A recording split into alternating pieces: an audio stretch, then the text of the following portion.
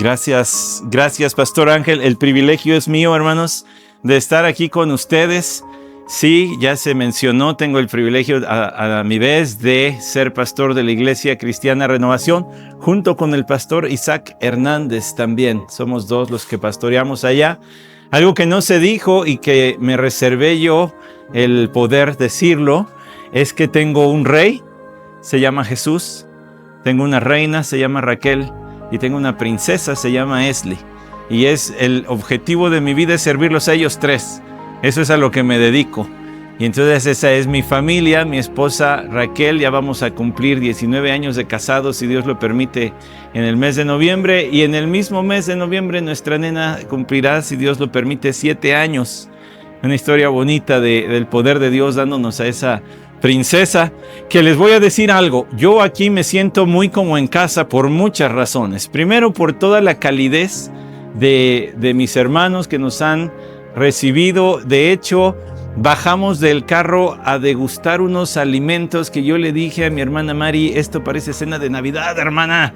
Esto está muy rico y además bien presentadito y todo, ¿verdad? Una delicia que probamos.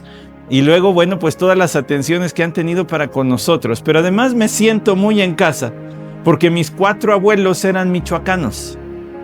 Los 4. Y mi hermana dijo amén. Y yo también digo, pues amén, ¿verdad? Los 4 eran de por acá. De hecho, mi papá nació en la casa pastoral de la iglesia bautista en Uruapan, Michoacán. Allí era pastor mi abuelo y allí estuvieron algunos años. Mi papá contaba algunas historias bien bonitas. Decía, los bautismos eran en el mar. Entonces nos íbamos allá a la playa y allí comíamos y allí bautizaba a mi papá. Entonces mi abuelo era pastor.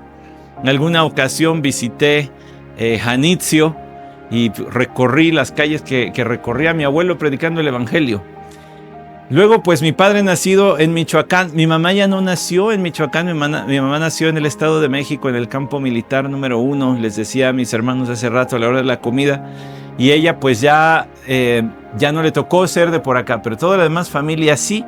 Toda la demás familia sí. Y les voy a decir que yo traigo a Michoacán, si no en el corazón, por lo menos en el estómago. Porque el mejor aguacate es de por acá, ¿verdad, hermano Miguel?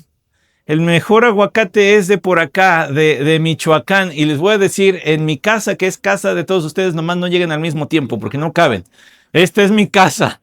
Esta es mi casa, sala, comedor, cocina, baño, todo cabe y hasta sobra en este espacio. Es muy chiquito, porque ya saben que en la Ciudad de México estamos medio locos, ¿verdad? Vivimos apretados y en tráfico y con sismos y poca agua, pero nos gusta. Y la cuestión es que allá en casa comemos prácticamente un aguacate diario, mi hija y yo. Ella sacó de los abuelitos. Y yo veo por aquí muchos hermanos y hermanas que digo, mi hija sí encaja aquí. Ella no está, dice mi esposa que yo tengo piel como rojita.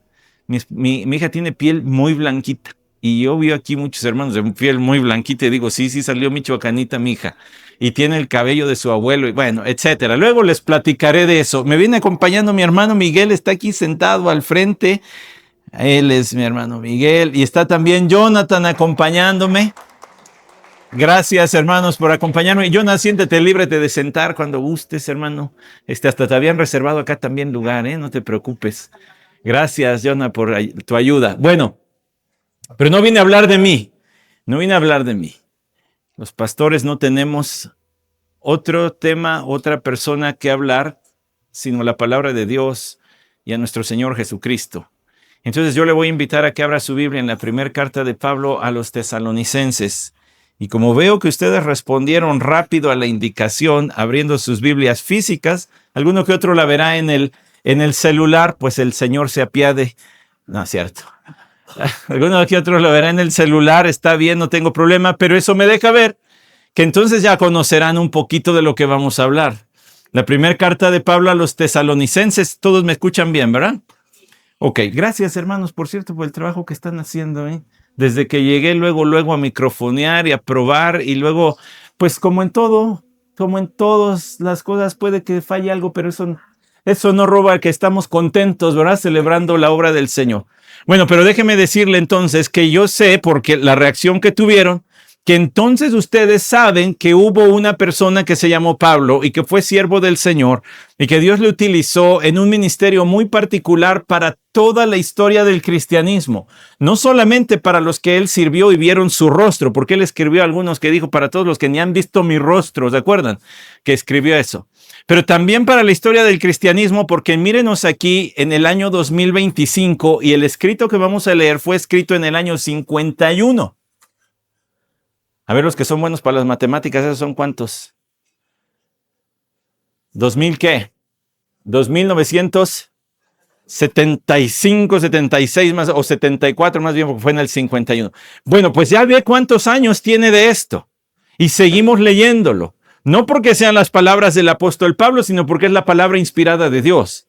Dios guió al apóstol Pablo a escribir esto. Un hombre que tuvo un ministerio muy particular porque además viajaba de un lugar al otro plantando iglesias. Y una que él plantó fue en la ciudad de Tesalónica.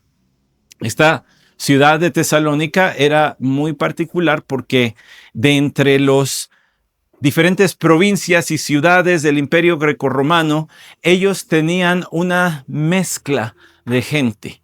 Había algunos muy pudientes, había unos sumamente pobres.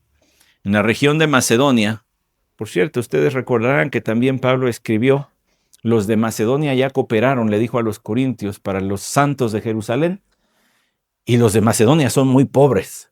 Había uno que otro ricachón entre esta iglesia, pero la mayoría no. La mayoría era gente humilde, era gente sencilla. Si usted quiere saber cómo se plantó la iglesia en Tesalónica, apúntele en el celular o a lo que sea en la mano, apúntese, pero lo tiene que leer al rato en su casita. Yo le digo a mi iglesia, con una concha y un café, ya ahí en la casa, en la sala de su casa, se lee el capítulo 17 del libro de Hechos. Ahí está cómo se plantó la iglesia de Tesalónica, pero no se vaya ahorita para allá. Hechos 17, ahí apúntele, al rato lo lee. Pablo estuvo en Tesalónica predicando, como era su costumbre, dice la Escritura, en una sinagoga. Fíjese qué curioso, ¿verdad? Era como irse a meter a la iglesia católica y, a ver, voy a predicarles, a sacarle la gente al cura, ¿verdad? Entonces él se metía a la sinagoga y predicaba, y por espacio de 3 semanas predicó. Y algunos se convirtieron y le siguieron y los empezó a discipular. Al tiempo, los judíos, que en ese sentido debemos entender, judíos se refiere a los enemigos del evangelio, le levantaron persecución y los hermanos dijeron, fúgate, Pablo, fúgate porque aquí nosotros nos quedamos a aguantar, pero tú vete. Los estudiosos bíblicos calculan que él habrá estado cuando muchos 6 meses en Tesalónica. A ver, escúcheme, ¿cuánto tiempo estuvo Pablo en Tesalónica?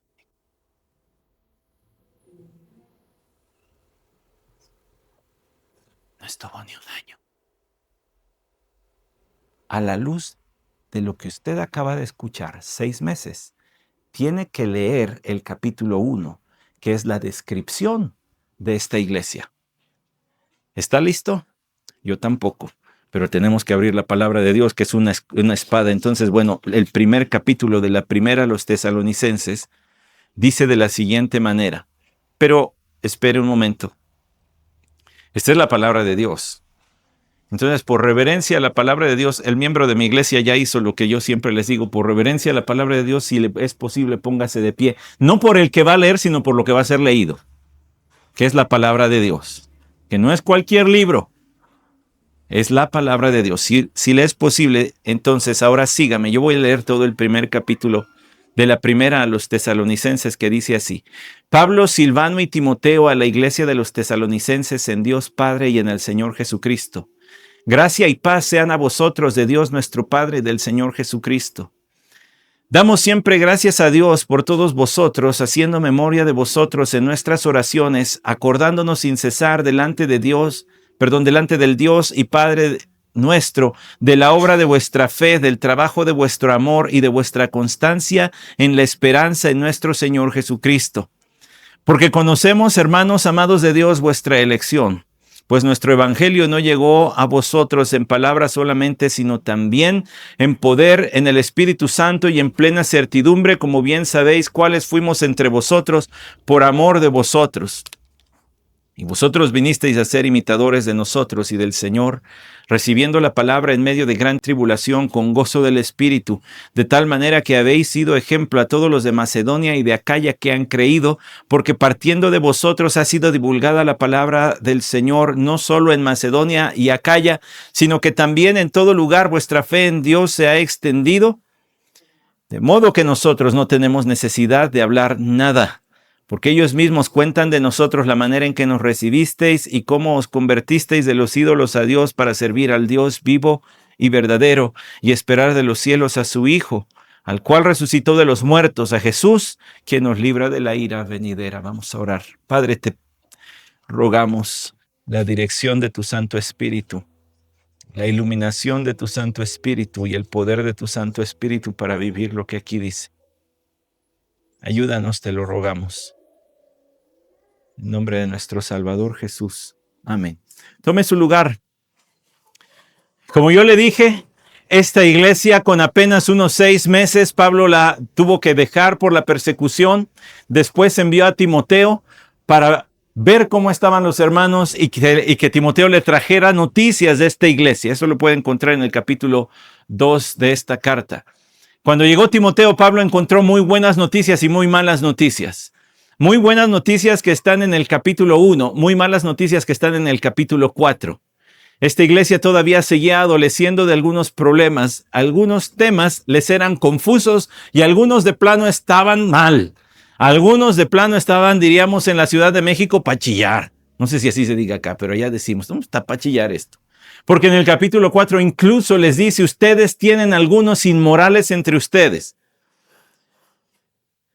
Gente que estaba sacando provecho sexual unos de los otros en medio de la iglesia. Pero, aunque no desconocemos lo que dice allí, y aunque lo que continúa tampoco es cualquier cosa, porque la segunda parte del capítulo 4 les explica cuestiones que tienen que ver con el regreso de Cristo que ellos estaban malentendiendo. Y escuche esto está tremendo, porque les dice en un momento dado, y si alguno no trabaja, que no coma. Porque algunos decían, bueno, Pablo dijo que Cristo va a volver, entonces ya para qué voy a trabajar. Si la iglesia junta unas ofrenditas, que me ayuden. Y entonces Pablo les dice, ustedes están malentendiendo y mal usando la enseñanza del regreso de Cristo. El regreso inminente de nuestro Señor Jesucristo no debe impedir a nadie de vivir una vida productiva y activa, laboral, a nadie. Bueno, por supuesto, ¿verdad? Que pudiera haber por allí ya jubilados aquí. Bueno, eso ya trabajaron el tiempo que tenían que trabajar. Puede que haya amas de casa, bueno, están trabajando en el hogar. Y lo peor es que le dice mi esposa, y aquí ni me paga. ¿Verdad? Está peor la cosa. Pero Pablo les instruye acerca de estos temas. Sin embargo, esta iglesia tiene las características de una iglesia verdadera. Yo sé que a algunos les gusta tomar notas y por eso se los voy a decir. Aquí usted encuentra que una iglesia verdadera tiene, número 1, miembros espirituales. Una verdadera iglesia tiene miembros espirituales. Número 2, una verdadera iglesia, hermano Emanuel, una verdadera iglesia tiene un mensaje espiritual. Y número 3, una iglesia verdadera tiene una misión espiritual. Las 3 empiezan con M porque los predicadores hacemos eso no para que ustedes se acuerden, sino para nosotros acordarnos. Bueno, para que ustedes también se acuerden, pues. Pero le ponemos todo la primera letra. Entonces, un miembro espiritual, un mensaje espiritual y una misión espiritual. Esa es una verdadera iglesia. Y entonces me pareció pertinente venir a este primer aniversario de esta hermosa iglesia a recordar para dónde van. A recordar para dónde va toda iglesia. Tenemos que saber hacia dónde nos dirigimos antes de salir corriendo. Se imaginan que yo les digo a todos ustedes, ¿verdad? Vénganse, hermanos, vamos a jugar carreritas aquí afuera en la avenida. Les digo a la 1, a las 2 y a las 3 y me echo a correr y ¿para dónde es la meta? Pues no tendría sentido, es ilógico. No tiene sentido que nosotros en las primeras etapas de vida como iglesia se nos olvide que es una iglesia. Una iglesia es un grupo de personas creyentes en Cristo Jesús que procuran glorificarle en todos los aspectos de su vida. Pero de acuerdo a este texto, una iglesia es un grupo de personas que tienen un mensaje espiritual, son gente espiritual. Después de su saludo típico de Pablo, Silvano y Timoteo a la iglesia, a los tesalonicenses, en Dios Padre y en el Señor Jesucristo. Esto siempre lo dice en sus cartas. Gracia y paz sean a vosotros de Dios nuestro Padre y del Señor Jesucristo. Y no es poca cosa la gracia y la paz. Ojalá todos nosotros vivamos en gracia y paz. En gracia no solamente en el sentido de perdón, sino en el sentido de poder. Y yo he trabajado más que todos los apóstoles, le dijo en el capítulo 15 a los Corintios, su primer carta, pero no yo, sino la gracia de Dios en mí. Es decir, la gracia de Dios obra en el creyente y la paz de Cristo gobierne vuestros corazones. Y la paz que sobre todo entendimiento también gobierne nuestro corazón. Y vaya que si necesitamos paz en el corazón para vivir en el mundo que vivimos, ¿no? Vaya que si necesitamos. Pero en el versículo siguiente les dice, además, damos siempre gracias a Dios por todos vosotros, haciendo memoria de vosotros en nuestras oraciones. Bajo la inspiración del Espíritu de Dios, no es una exageración. Pablo dice, cada que oro, me vienen ustedes a la mente, tesalonicenses. Se me pone una sonrisa en la cara cada que me acuerdo de ustedes mientras estoy orando. ¡Qué bendición!, ¿no cree? Que su expastor diga, me acuerdo de ustedes y me viene una sonrisa. Que no su expastor dijera, hoy me acuerdo de ustedes y ay, Señor. Me acuerdo de ustedes y oro. Y le doy siempre gracias a Dios, porque se acuerda de lo siguiente. Versículo 3. Acordándonos sin cesar delante del Dios y Padre nuestro, de la obra de vuestra fe, del trabajo de vuestro amor. Déjeme hablar de esos dos de una vez. Note primero que dice de la obra de vuestra fe, del trabajo de vuestro amor y luego de qué, de vuestra qué. Constancia en la qué. En la esperanza. Ahí están los tres pilares de la vida cristiana. No sé si usted sabía que así le llaman algunos, pero así le llaman. Los tres pilares de la vida cristiana son la fe, el amor y la esperanza. Y ya le sonó. Y ahora permanecen tres. ¿Cuáles? La fe, la esperanza y el amor. ¿Y de esos cuál es el más bueno? El amor, dice Pablo a los Corintios. Son los tres pilares de la fe cristiana. Los tres pilares del cristiano. Entonces les dice, yo me acuerdo de ustedes delante de Dios. Entonces está llamando a Dios por testigo. Cada que oro, yo me acuerdo cuando estoy en mis oraciones, consciente de la presencia de Dios, de la obra de vuestra fe y del trabajo de vuestro amor. Y le voy a explicar las dos de una vez, porque las podemos confundir. La obra de la fe y el trabajo del amor. La obra de la fe se refiere al carácter cristiano, a las obras que produce el creer en Cristo Jesús. Entonces les recuerdo algo, ¿somos salvos por fe o por obras? Por fe sin obras, ¿verdad? Santiago en su carta reta a los creyentes diciendo, muéstrame tu fe sin tus obras y yo te voy a mostrar mi fe a través de mis obras. Porque no somos salvos por obras, somos salvos por fe, pero la fe siempre produce un cambio en el modo de vida. Entonces viene acompañada de ciertas obras, de cierto modo de vivir. Si alguien dice que cree en Cristo, pero sigue siendo igualito a como antes de decir creer en Cristo, ese no ha creído. Simple y sencillamente se dice cristiano, pero no lo es. Pero luego dice del trabajo de vuestro amor. Ahora, la palabra obras y la palabra trabajo, allí son dos términos en el español, obviamente, diferentes, pero en el idioma que Pablo escribía son todavía más diferentes.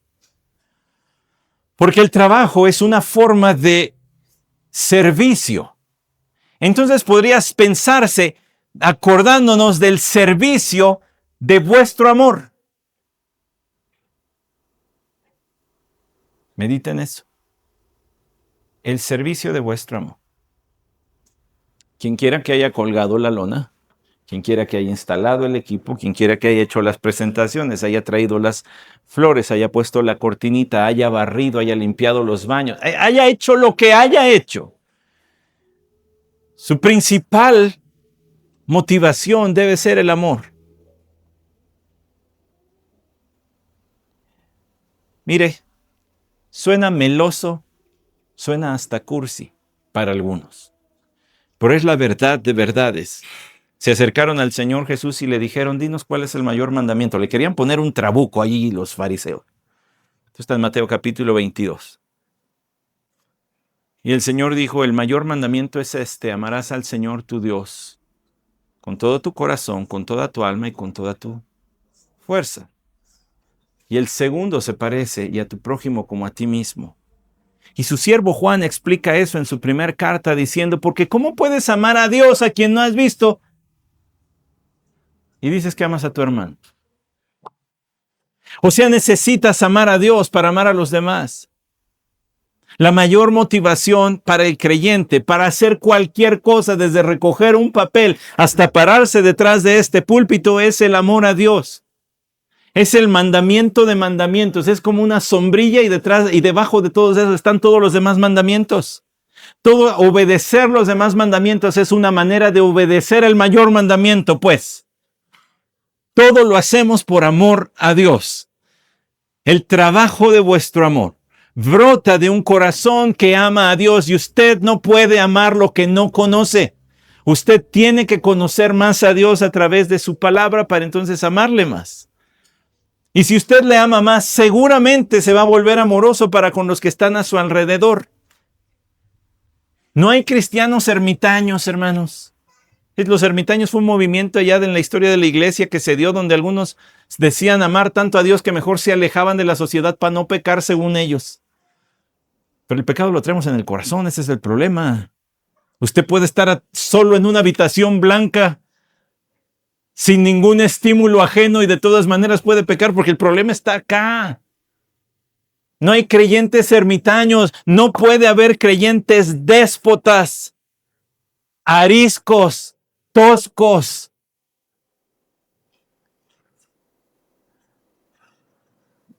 Porque lo que caracteriza a los creyentes es el amor. En esto conocerán que son mis discípulos, si tuvieren amor los unos para con los otros.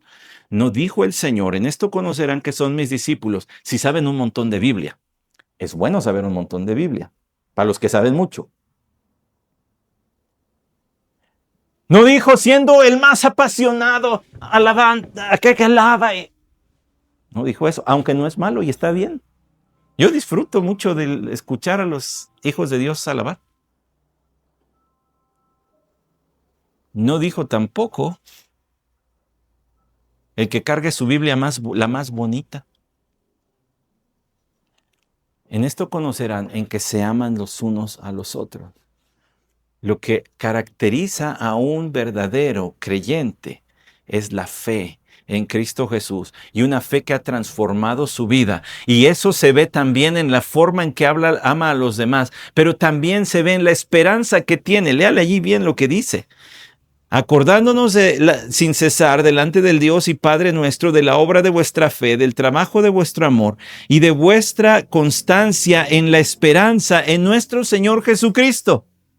Déjeme decirle, la palabra esperanza en la Biblia no significa lo que significa para nosotros. Yo tengo la esperanza de que mañana no llueva, entonces voy a tender hoy la ropa. Tengo la esperanza. En la Biblia, la esperanza no es un deseo que ojalá y se dé. Como que mañana no llueva y se seque mi ropa. O no va a haber uniformes para los niños el lunes. En la Biblia la esperanza es una seguridad. Es un convencimiento. Estoy absolutamente convencido de algo. Entonces, ¿ya los revolví o vamos bien? Ok, muy bien. Entonces la fe y la esperanza son dos caras de una misma moneda. A ver, espero que todavía el café de la tarde esté haciendo efecto para que me sigan en esto. La fe es la esperanza, la fe es la confianza en lo que Dios ya hizo. Tengo fe en que Cristo Jesús murió por mí y por tanto es mi Señor y mi Salvador. La esperanza es la confianza que tengo en lo que Dios va a hacer en el futuro que Él ha prometido que así sucederá. Y en el contexto de este pasaje, hay algo que Dios va a hacer. Vea el versículo 10, y esperar de los cielos a su Hijo, al cual resucitó de los muertos, a Jesús, que nos libra de la ira venidera. Entonces Pablo dice, nos acordamos de su fe, una fe que ha transformado su vida. Nos acordamos del amor con el que sirven a nuestro Dios y se sirven los unos a los otros. Y nos acordamos de la esperanza que ustedes tienen, de la certeza en lo que Dios va a hacer en el futuro. Y aquí dice, lo que Dios va a hacer en el futuro es ¿qué? Es enviar a su Hijo Jesucristo nuevamente a este mundo. Y hay muchos detalles alrededor de este tema bíblico. Y quizá usted los ha escuchado discutir. Quizá usted ha escuchado que habrá un rapto de la iglesia, donde el Señor sacará a los suyos. Pero hay quien dice, bueno, ¿y va a ser antes de la tribulación, en medio de la tribulación o después de la tribulación? Cristo va a venir a reinar. ¿Y cuándo va a ser? ¿Va a ser al final de la tribulación o ya está reinando? Y se hacen muchas bolas. Hay una verdad que usted tiene que conocer, por lo menos en esta noche, que sí o sí Cristo va a volver. Y que la certeza de todo creyente es que un día Cristo va a venir a reinar en esta tierra. Y entonces, Pablo dice, nos acordamos de que se quedaron bien firmes. Esta iglesia tenía problemas para entender eso. En el capítulo 4 se los dije, ¿no? Tenían problemas para entender los detalles. Pablo les aclara. Pero una verdad tenían cierta, Cristo va a volver. Tenían cierta que unos ya ni trabajaban, decía. Entonces, ¿cuál es la primera característica de una verdadera iglesia? Miembros espirituales, vidas transformadas que sirven a Dios y se sirven unos a los otros por amor y que tienen la certeza de que Cristo Jesús va a volver. Ahora, permítame ahondar en el trabajo por amor. No espere a que se le diga, ¿puede ayudar con? Dicen que hay formas de matar a su pastor, ¿usted la sabe? ¿Hay formas de matar a los pastores? ¿No la saben? ¿Quiere darle un infarto a su pastor? Dígale, pastor, aquí estoy, ¿qué se necesita? Lo que sea.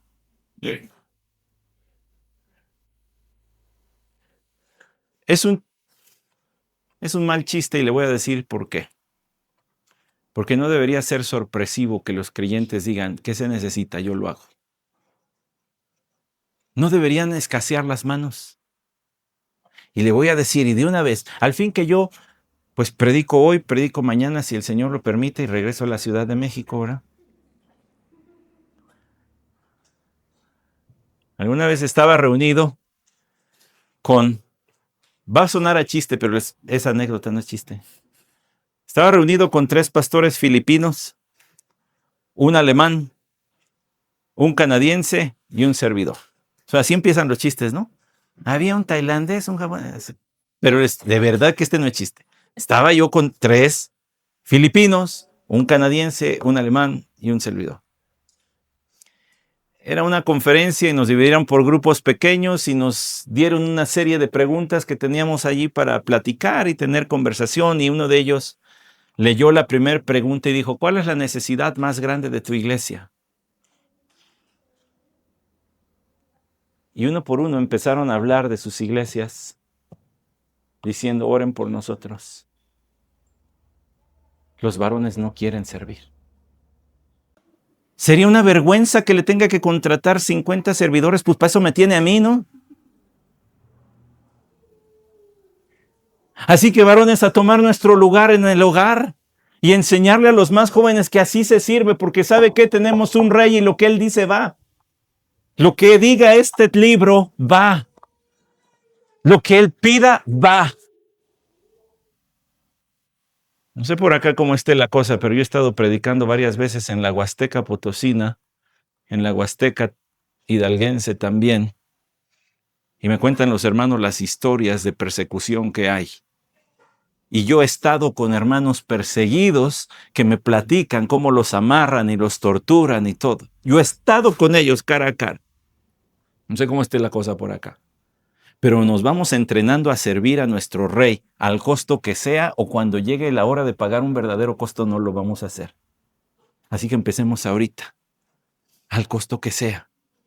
Amarlo tanto que lo que pida va, a la hora que sea va. Y a veces hay ocasiones donde sale la oportunidad de predicar el evangelio. Y yo vengo cansado de un viaje de 5, 10, 15 días fuera de casa. Y me subo al Uber que me lleva del aeropuerto de la Ciudad de México a mi casa y generalmente es 1 hora por el tráfico.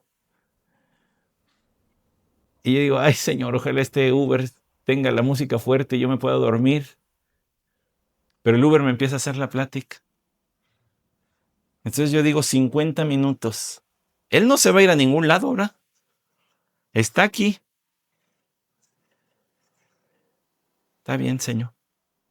Le voy a predicar. Porque si usted y yo no lo hacemos, ¿quién lo va a hacer? Es el trabajo de vuestro amor. Si tú amas, vas a hacer lo que sea. ¿Cuántos de aquí son papás? Alcen su manita.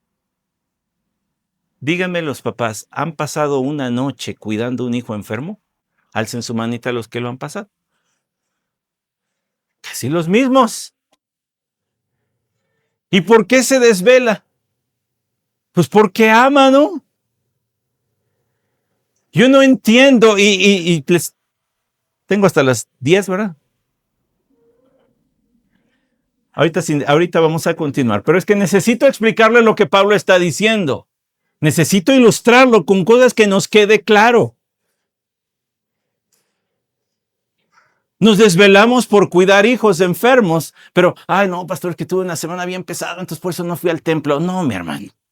Semanas pesadas las tenemos todos y aquí estamos. A veces parece que los que sirven en la iglesia son los que no tenían nada mejor que hacer. No pude venir porque tuve mucho trabajo. Ay no, tú, yo no. Pastor, es que me desvelé. Pues no se desvelé. El otro pastor de la iglesia se ha parado a predicar con dolor de muelas, hermano. ¿Qué le digo yo? Ay, no, es que fíjate que se me levantó un padrastro aquí, pues no. Mi abuelo, que ya mencioné, Adán Fuentes Tapia, era pastor. Fue pastor en varias iglesias. Pero allá en Uruapan, Michoacán, por allá en los años 50, no había mucho dinero. Entonces contaba a mi papá que había un hermano que tenía hornos y hacía pan. Y que le decía, pastor, mande a sus muchachos en la noche. Y entonces el hermano juntaba las moronas que quedaban en las charolas de pan, las ponía en una bolsa de papel y se las daba a mis tíos, porque mi papá era el más chico. Se las daba a mis tíos. Y la comida del día era un puño de moronas con una taza de té de naranjo, porque iban y cortaban hojas del naranjo y las servían, y esa era la comida del día. Fui a predicar a una iglesia en Guadalajara y se me acercó un ancianito y me dijo, ¿usted es nieto de Adán Fuentes Tapia? Le dije, sí. Fue mi pastor. No me diga. Yo era niño y él era mi pastor. ¿A usted han leído la segunda carta a los Corintios, el capítulo 5? ¿Han leído el capítulo 5, versículo 18, donde dice Pablo, y todo esto proviene de Dios que nos reconcilió consigo mismo y nos dio el ministerio de la reconciliación? Predicarle el evangelio a alguien es servirle.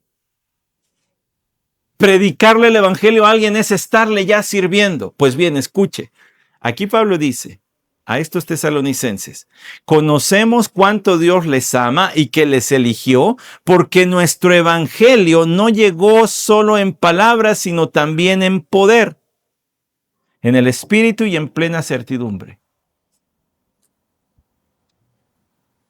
Es una bendición la que usted y yo tenemos de que haya un predicador que se tome las cosas en serio y nos enseñe la palabra de Dios semana tras semana y cada vez que nos enseñan la palabra del Señor.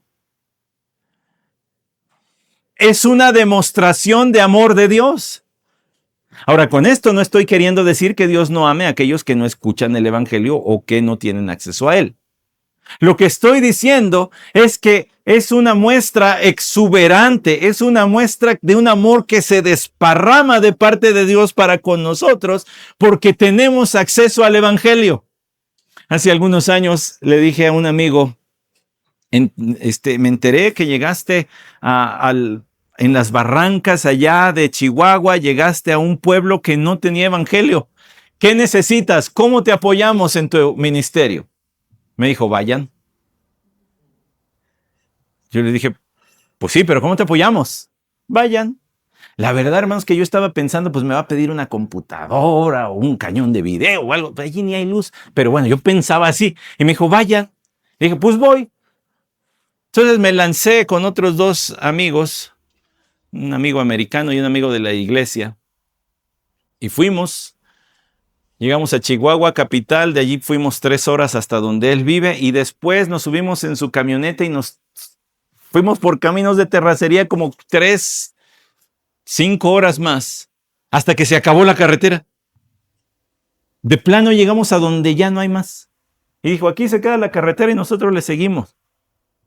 Y nos bajamos en un cerro y subimos varios más junto a un río, un calor espantoso. Se nos ocurrió ir en el verano, imagínense el verano en Chihuahua. Un calor espantoso. Y cuando llegamos a una comunidad, me dice, es aquí. Y la gente todavía viste traje típico regional. Los hombres traen una como faldita y unas blusas con holanes y muchas flores. Muy diferente de lo que yo estaba acostumbrado. Y me decía él, cuando yo llegué aquí me decían, ¿qué es ese libro negro? Yo le decía, es la palabra de Dios. ¿De cuál Dios? No sabía nada. Nada de Dios. El año pasado andaba yo aquí entre Michoacán y el Estado de México, en algunas comunidades donde no hay un solo cristiano.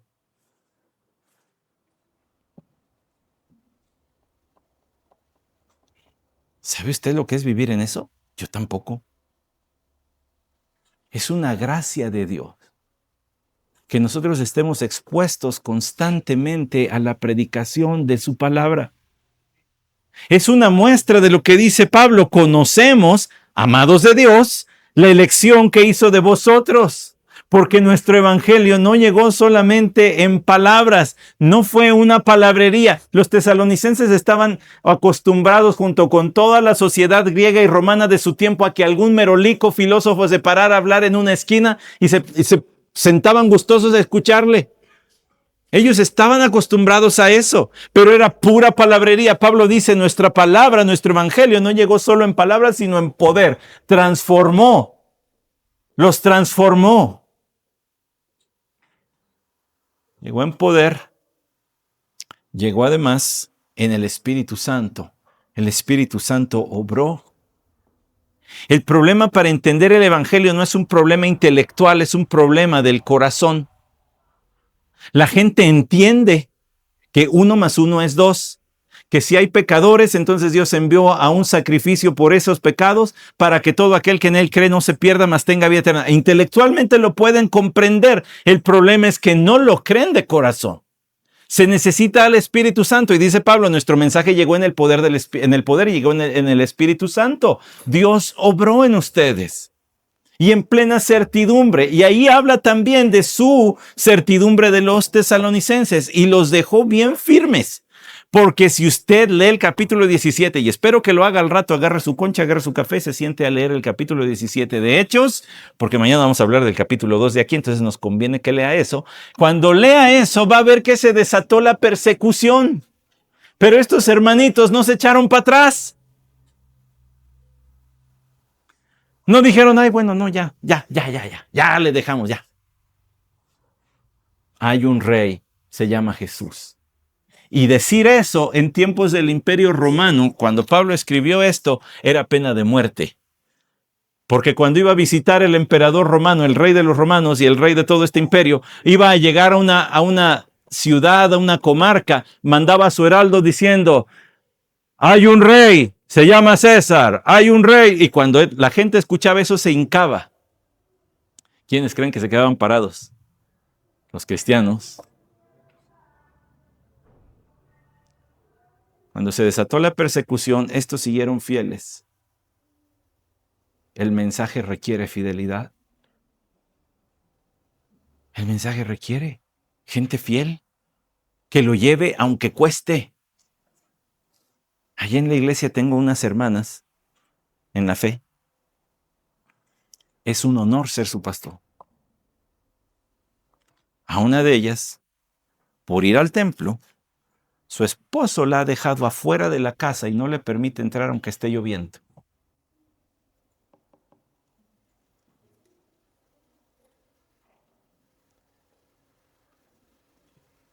Hay cristianos a los que le cuesta, y yo creo que puede que aquí haya de esos.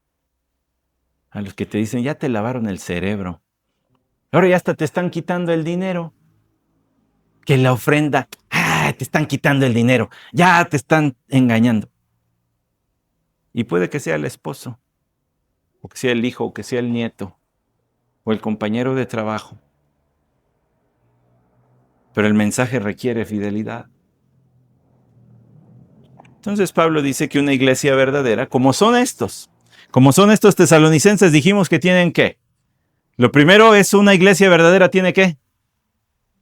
Miembros, no dígalo con confianza, miembros espirituales. Los que siguen despiertos, díganme, ¿cuál era el segundo? Tiene un mensaje espiritual. ¿Y el tercero? Pues ahora vean los últimos versículos porque viene la misión espiritual, dice allí. Versículo 6, y vosotros vinisteis a ser imitadores de nosotros y del Señor, recibiendo la palabra en medio de gran tribulación, lo que ya estábamos hablando, con gozo del Espíritu Santo. Espérame tantito. ¿Acá se llenan los camiones? ¿Van apretados? No, casi no.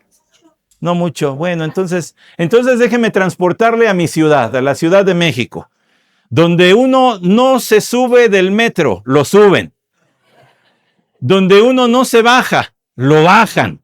Vamos allá apretadísimo. La palabra tribulación, ¿sabe qué quiere decir? Apretar. La palabra que está ahí escrita como tribulación quiere decir apretar, pero quiere decir apretar como se exprimen las cosas para sacarle su jugo. Como quien toma un limón, lo mete en el exprimidor y lo aprieta para sacarle lo más que puede. Eso es lo que quiere decir. Entonces Pablo dice, cuando se vino la persecución, eso fue como si lo estuvieran estrujando, apretando, pero ustedes recibieron la palabra con gozo. Estaban felices aunque estuviesen sufriendo. Qué dicha, ¿verdad? Qué bendición. Solo el Espíritu de Dios puede hacer eso. Y dice además, vinisteis a ser imitadores de nosotros. En el versículo 6 y en el 7 dice, de tal manera que habéis sido ejemplo a todos los de Macedonia y de Acaya que han creído. Note por favor que en el versículo 7 dice Macedonia y Acaya y se repite en el 8 porque partiendo de vosotros ha sido divulgada la palabra del Señor, no solo en Macedonia y Acaya, sino que también en todo lugar vuestra fe en Dios se ha extendido. Pare allí. ¿Sabe qué quiere decir Macedonia y Acaya? Son dos regiones, la región norte y la región sur. ¿De dónde cree? De Grecia. El país que hoy conocemos como Grecia se dividía en aquel tiempo en dos secciones, Macedonia y Acaya. A ver, espéreme tantito. ¿Qué no se suponía que esta era una iglesia jovencita?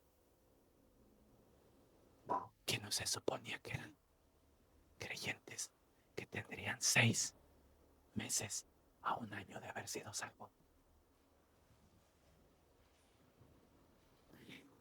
Y en el tiempo que haya sido, que hayan tenido de haber creído en Cristo, su testimonio ya había llenado todo lo que hoy es un solo país.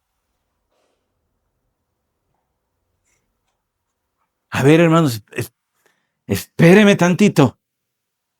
Porque a veces le decimos al nuevo creyente, no, tú espérate, tú no hables ahorita de Cristo porque tienes que aprender más.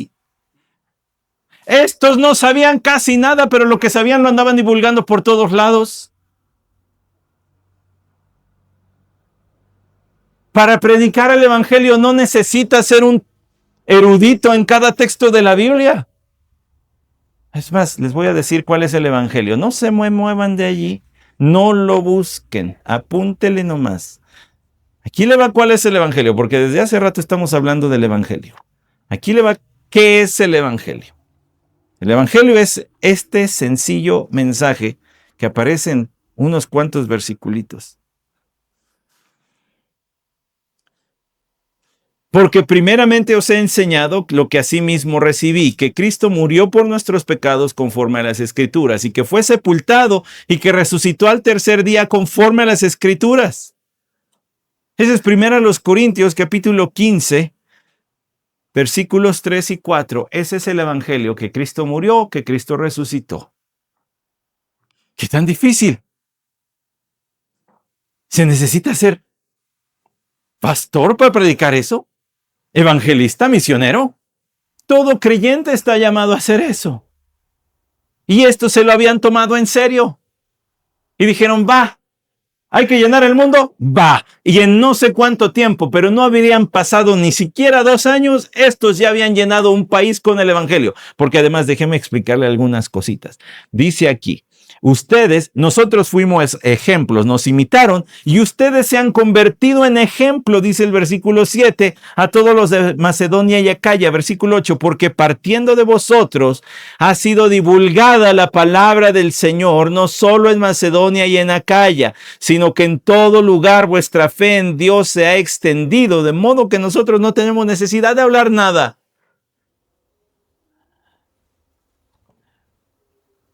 Es como un rayo, un relámpago que cae a la tierra en un lugar, toca un solo lugar, pero su luz y su sonido se percibe a la distancia, muy lejos.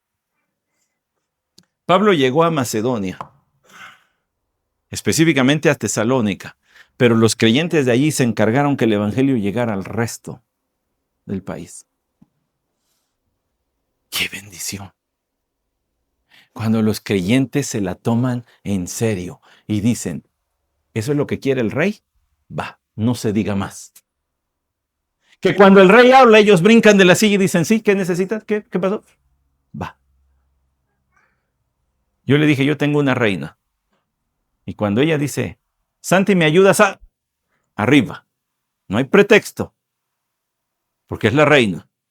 Cuando el rey habla y ya habló en la Biblia, entonces no hay pretexto, los demás obedecemos. Esto se lo tomaron en serio y dijeron, ¿qué dijo Jesús? ¿Qué? Que toda criatura hay que pues a todo, órale, vámonos. No la andaban pensando.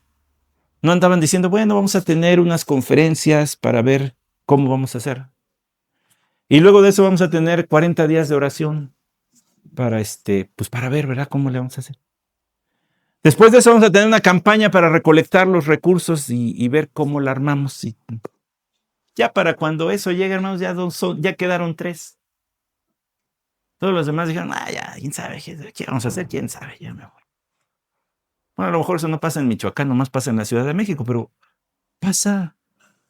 Estos agarraban y decían, vámonos a lo que sigue. Aquí ya saben, vámonos para allá.